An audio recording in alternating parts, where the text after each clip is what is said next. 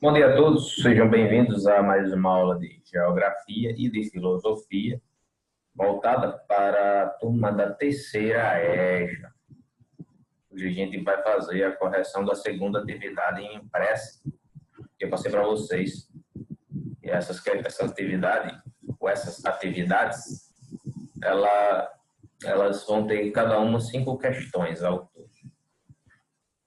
Aqui vai aparecer na tela os 2 sites que eu passei para vocês usarem como fonte para responder as questões, tá bom? Era uma atividade bem simples, né? De modo geral. Muito bem. Apareceu aí. O primeiro vai estar baseado aqui, ó, no site mundoeducação.org.br e o segundo, brasilescola.org.com.br. São sites bem interessantes, né? Que auxiliam no que diz respeito à nossa disciplina de Geografia e de Filosofia, já desde o início da pandemia, né? Que a gente tem usado bastante essas fontes aqui.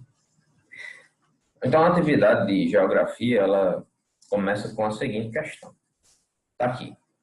Que exemplos de problemas ambientais foram desencadeados com a urbanização? Aqui o link fala, ó, o site ele tem a pergunta, né? Aliás, tem um assunto. Os problemas ambientais urbanos. As cidades elas estão crescendo, as populações estão crescendo dentro das cidades também. Porém, isso desencadeia ou causa os problemas, né? Tem vários tipos de problemas que podem ser associados à chegada das pessoas, né, no ambiente urbano, né, o crescimento das populações. E aí, quais são alguns exemplos? Temos aqui alguns exemplos, né? A urbanização se intensificou com a expansão das atividades industriais, fato que atraiu e ainda atrai milhões de pessoas para as cidades. Esse fenômeno provocou mudanças drásticas na natureza, aí vem citando alguns, né? Desencadeando diversos problemas ambientais, como poluições, o que mais? Desmatamento, redução da biodiversidade, mudanças climáticas, produção de lixo e de esgoto, entre outros. Então, veja que são vários problemas, né? Nós temos a poluição dos rios, poluição na rua mesmo, com lixo, as pessoas descartam errado, desmatam para a construção de várias coisas. Quando desmatam, reduzem a biodiversidade porque espécies de plantas e de animais deixam de estar ali presentes, dando espaço para outras construções. Mudanças climáticas porque o clima naquela região tende a esquentar mais por causa da retirada das árvores, que ajudam a liberação da água para a atmosfera, que ameniza o calor, né? E também contribui para jogar água para a atmosfera, ajudando na formação de nuvens de chuva, né? Muda o clima realmente, a retirada da vegetação. Outra, produção de lixo, quando as pessoas vão aumentando em número, produzem mais lixo. E a questão do esgoto. Alguns até a céu aberto, sem tratamento, infelizmente acabam causando problemas na urbanização, na zona urbana, tá? São alguns exemplos para a gente observar, né? 2. Que áreas inadequadas para a moradia são ocupadas com a expansão da rede urbana? Nem todo mundo que vai morar na cidade vai morar numa região, numa área segura. Existem áreas que correm riscos. São áreas arriscadas. Então tá aqui, ó. Encostas de morros, área de preservação permanente, planícies de inundação e áreas próximas a rios são loteadas e ocupadas. O que acontece? Os resultados são catastróficos, como o deslizamento de encostas, ocasionando destruição das casas, e um grande número de vítimas fatais. Inclusive, ontem mesmo, ou antes de ontem, não lembro, um casal com filha morreram graças a um deslizamento que aconteceu lá em Pipa. Eles não estavam morando ali naquela região, mas é só para a gente entender que encostas, né? Como fala, falésias, por exemplo, né? A gente pode ter esses deslizamentos que causam morte, né, de pessoas, acidentes que podem ser fatais. Vamos falar aqui sobre cada um desses. Em Costa de Morro a gente já sabe, lá no Rio de Janeiro já aconteceu, pessoas que constroem no morro, aquela terra molhada com as chuvas acaba cedendo e ao deslizamento. As pessoas perdem, às vezes, tudo que tem, né? Até mesmo a vida. Áreas de preservação permanente são áreas em que não deveriam ser construídos nenhum tipo de coisa para a preservação ambiental acontecer ali, porém algumas pessoas de maneira irregular vão lá e constroem. E ocupa o lugar da vegetação, ocupa o lugar da natureza, né? E até de animais também. Planícies de inundação, são beiras de rios, por exemplo. Quando as pessoas constroem muito próximo de um rio, ela está correndo o risco, porque o rio ele tem uma planície de inundação, que é preenchida quando há enchentes, né? Na época de chuva mais forte, o rio ele tende a aumentar a quantidade de água, e aí essas pessoas ficam inundadas. Podem perder tudo também por causa disso, podem até perder a vida. Áreas próximas a rios são loteadas e ocupadas. Então é tudo isso que a gente observa acontecendo, né? São áreas inadequadas, não são apropriadas. Por que as pessoas vão morar nesses cantos, se é tão perigoso? Porque morar no centro das cidades não é tão fácil assim. Existem cidades onde o preço dos imóveis são caros demais, então as pessoas não têm condição de ficar pagando o aluguel de uma casa R$ 1.000, R$ 2.000 por mês. Ou de um apartamento, né? Então elas vão se colocando em lugares onde o preço é mais barato, normalmente nas margens das cidades. E em lugares onde há riscos, como esses que a gente já falou aqui. 3.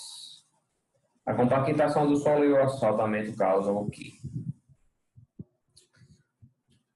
A compactação do solo e o asfaltamento, muito comum nas cidades, dificultam a infiltração da água, visto que o solo está hipermeabilizado. Então, na cidade, o que eles fazem? Para o transporte de veículos, para a construção de ruas, eles compactam e asfaltam. O que isso vai causar? Hipermeabilização, ou seja, a água vai chegar, em vez de infiltrar no solo, se ali houvesse apenas areia, né? Argila, outra coisa assim. A água infiltra, não empoça, ela infiltra, né? Só que quando ele é hipermeabilizado com o asfalto, a água vai bater, não vai penetrar de imediato, ela vai escorrer para os lados, né? O que acontece com isso? O abastecimento do lençol freático fica prejudicado, reduzindo a quantidade de água subterrânea. Então, a água que ia para o subterrâneo, para baixo da terra, não vai mais. Então, a água subterrânea não vai ser abastecida. Outro fator agravante dessa medida é o aumento do escoamento superficial, que é quando ela escorre, né? Podendo gerar grandes alagamentos nas áreas mais baixas. Isso aqui é a grande realidade das grandes cidades urbanas, né? As grandes áreas urbanas. São Paulo tem muita enchente por causa disso, porque a maioria das ruas são asfaltadas, impermeabilizadas. Quando tem o esgoto, né, que daria vazão a essa água, mas o esgoto está entupido pelo lixo, né? A gente vai falar do lixo daqui a pouco. Natal tem isso, se você for observar, algumas áreas ficam com impossibilidade de transporte dos carros, porque a água aumenta consideravelmente, alaga mesmo. Em alguns lugares a enchente fica tão grande, se chover bastante, que a enchente pode até cobrir o nível das casas, né? Impossível até andar num lugar desses, né? Algumas pessoas perdem até os seus veículos que estão estacionados em áreas que ficam alagadas. Infelizmente. É uma situação triste, mas problema urbano, né? É um problema que existe. A gente aqui não vê muito, mas é a realidade de muitos brasileiros e outras pessoas de outros lugares também. 4. Quais são as desvantagens de descartar lixo nos chamados lixões? Desculpa. Outro problema ambiental urbano é o lixo. As pessoas elas descartam em vários lugares aí inapropriados, por exemplo, nos lixões. O que tem de ruim lá? Lá é um local sem estrutura para o tratamento dos resíduos. Então, o resíduo ele poderia ser reciclado, poderia dar origem a outras coisas, né? Ser reutilizado, mas lá no lixão não. Só descartam lá, botam fogo e assim vão se livrando do lixo. As consequências são o odor, ou seja, o lixão fica fedorento que só, porque tudo que você imagina é jogado lá, a céu aberto, até resto de comida, materiais que são usados até mesmo em hospitais, até mesmo bicho morto às vezes fica por lá. Tudo que você imaginar. Proliferação de doenças, então algumas pessoas infelizmente são muito pobres, vão no lixão em busca de materiais para reciclar, para tentar até mesmo reutilizar e tem contato com o lixo, às vezes ficam até descalças, e assim elas adquirem doenças por estarem por ali, ou tendo contato com animais que vão ao lixão, né, por causa do odor, né, como urubus, por exemplo, né? E aí pegam doenças desses animais, é triste, essa situação é complicada. Contaminação do solo, porque o lixo, ele faz o seguinte, quando ele está em decomposição, ele produz o chorume. A contaminação do solo e do lençol freático pelo chorume acontece quando o lixo está apodrecendo, né? Aquele líquidozinho fedorento, né? Preto.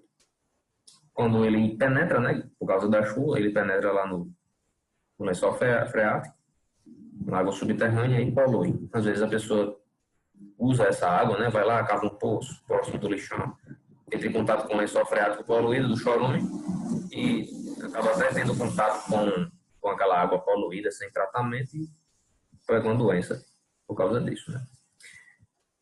O lixão é bem, muito presente na nossa região aqui, porém não é a melhor forma de descartar o lixo. Existem outras formas bem melhores. Em países desenvolvidos, inclusive, é bem pouco utilizado isso daqui. Se não, não é utilizado. Questão 5. A emissão de grandes quantidades de gases poluentes de automóveis e nas fábricas nas grandes cidades trazem consigo quais transtornos? A gente já falou sobre a questão da poluição do lixo, né, causada pelo lixão. Agora eu vou falar da poluição da atmosfera, né? Esses gases aí causam o quê? Um pouquinho mais para baixo a gente vai encontrar aqui, ó. Nos grandes centros industrializados, a emissão de gases dos automóveis e das fábricas polui a atmosfera e retém calor, intensificando o efeito estufa. Com isso, vários transtornos são gerados à população, doenças respiratórias, chuvas ácidas, inversão térmica, ilhas de calor, etc. O que é esse problema aqui? Vamos falar só os pontos importantes aqui, para não ficar extenso demais, né? O efeito estufa. O que é isso?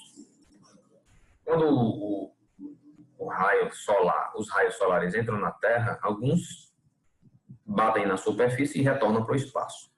Então, esses aí não geram calor, se voltarem para o espaço. Porém, se na atmosfera tiver muito gás poluente, muito CO2, por exemplo, o que acontece? O raio solar, os raios solares chegam, batem na superfície, retorna, tenta retornar, bate de novo no gás poluente e retorna para baixo, gerando mais calor. Isso é chamado de efeito estufa. O nosso planeta tem um efeito estufa naturalmente. Não existisse, a gente morreria de frio, seria um planeta congelado, congelante. Mas intensificando o efeito estufa, essa é a questão. A gente aumenta o efeito estufa com a emissão de gases. Então, cada dia que passa jogando mais gases, a gente aumenta o calor. E isso daí vai gerar os problemas das cidades urbanas, né? Das grandes cidades, das grandes zonas urbanas. Doenças respiratórias, o excesso de gás liberado pelos automóveis e fábricas gera isso. Chuvas ácidas, porque alguns componentes dos gases, alterando a água lá na atmosfera, né? pH da água, né, que deveria ser neutro, né, ela se torna ácida. E isso causa até danos a construções, a plantações, porque fica mais ácida do que o normal. Inversão térmica, uma mudança na temperatura de uma determinada parte da cidade, determinados horários também. Ilhas de calor possuem a cidade, principalmente as áreas centrais, que ficam mais quentes do que as áreas ao seu redor, que normalmente possuem árvores, né? As áreas mais quentes normalmente são áreas asfaltadas, com prédios e assim por diante. Vamos agora para as questões de filosofia, tá? A atividade de filosofia vai falar sobre a própria filosofia em si, né? Questão 1. Há quanto tempo a filosofia existe? De acordo com a fonte aqui, a filosofia ela não tem um exato início, né? Pode variar dependendo do ponto de vista, né? Não se sabe ao certo se a filosofia tem mais ou menos 2.600 ou 5.000 anos de tradição. Se considerarmos a influência do pensamento egípcio sobre os povos gregos, a filosofia pode ter mais de 3.000 anos. Se considerarmos que já havia uma produção de um tipo de pensamento filosófico no Extremo Oriente, a raiz primeira da filosofia, que pode ser identificada nos antigos ensinamentos budistas, já passa dos 5.000 anos de existência. Então, ou no Ocidente ou no Oriente, a filosofia ela vai ter milhares de anos, na hipótese mais antiga, mais de 5.000 anos, lá no Oriente. Tá certo? Lá nos ensinamentos budistas, ali naquela região chinesa, né? Por ali. Caso a gente vá se remeter aos povos gregos, egípcios, próximo aqui dos 3.000 anos, tá? Que tipo de pensamento é a filosofia? Está aqui a resposta. A filosofia é uma forma de pensamento organizado e conceitual que tem a capacidade de movimentar o próprio pensamento por meio da identificação e da formulação de problemas. Ou seja, a filosofia é, por natureza, problematizadora, evitando fornecer respostas prontas para as questões levantadas, criando novas questões, novas perguntas e novos problemas, que fazem com que o pensamento nunca cesse seu ciclo de existência. Então, ela faz isso, ela sempre pergunta por quê, quando, como, sempre trazendo novas perguntas, fazendo com que o ciclo nunca se acabe, né? O ciclo de perguntas, novos problemas, novas questões, por isso que ela é problematizadora. Esse é o tipo de ciência que é a filosofia. 3. Para os gregos pré-socráticos, o que era a filosofia? Para Sócrates, pré-socráticos eram os gregos antes da chegada de Sócrates na Grécia, né? E para Sócrates. Para os gregos pré-socráticos, a filosofia era uma maneira racional de se investigar a origem do universo por meio da formulação de teorias contrárias, muitas vezes às afirmações dos mitos. Para Sócrates, a filosofia seria um olhar para dentro de si, e uma forma de extrair ideias. Vou maximizar aqui, fico melhor. Pronto. De extrair ideias verdadeiras sobre aquilo que o próprio ser humano desenvolveu mediante a criação das sociedades. Então, antes de Sócrates, um pensamento era esse: a origem do universo. Sócrates, olhar para dentro de si, do ser humano, né? Para extrair ideias verdadeiras, que o próprio ser humano desenvolveu mediante a criação da sociedade. Então vejam que são formas diferentes de se analisar a filosofia, tá?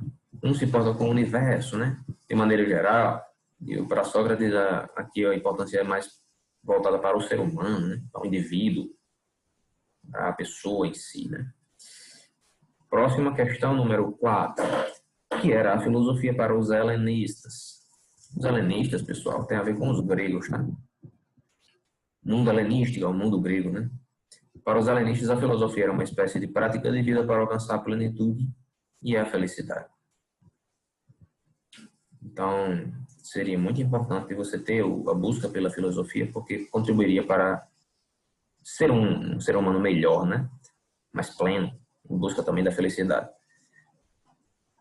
que é um objetivo muito importante para a vida das pessoas, né? E a questão 5, Hoje, a filosofia é um ramo do saber que procura o quê? O que a filosofia ela procura atualmente? Filosofia é um ramo do saber que procura entender os conceitos ou as essências de tudo o que existe no mundo, criando assim as definições conceituais. Então, olha como ela é abrangente, tá? Aqui fala tudo o que existe no mundo. Aí vai criar as definições conceituais. Então, nós podemos problematizar tudo que existe aí. Você imagina. Vou citar aqui um exemplo. No caso aqui, por exemplo, temos esse copo, né? Esse copo. Por que ele é um copo? Por que não é um prato? Aí eu estou problematizando o copo, né? Por que o copo ele é usado para beber água? Não pode ser usado para beber gasolina. Estou problematizando aqui a função do copo, né? Então, tudo que você imaginar no mundo pode ser problematizado. A filosofia, ela faz isso, né? Para poder estimular a gente a indagar, a pensar, né? A buscar respostas. E não se dá por satisfeito com as respostas que vêm, mas busca mais perguntas para poder ter mais respostas. E, consequentemente, mais perguntas para mais respostas, e assim, infinitamente. É a filosofia que está buscando conhecimento aí, fazendo essa maneira aí de raciocínio, né? Pessoal, a correção é essa, das duas atividades. Eu espero que tenha ficado claro para vocês. Desejo tudo de bom para todos. Tenham um bom dia. Tchau.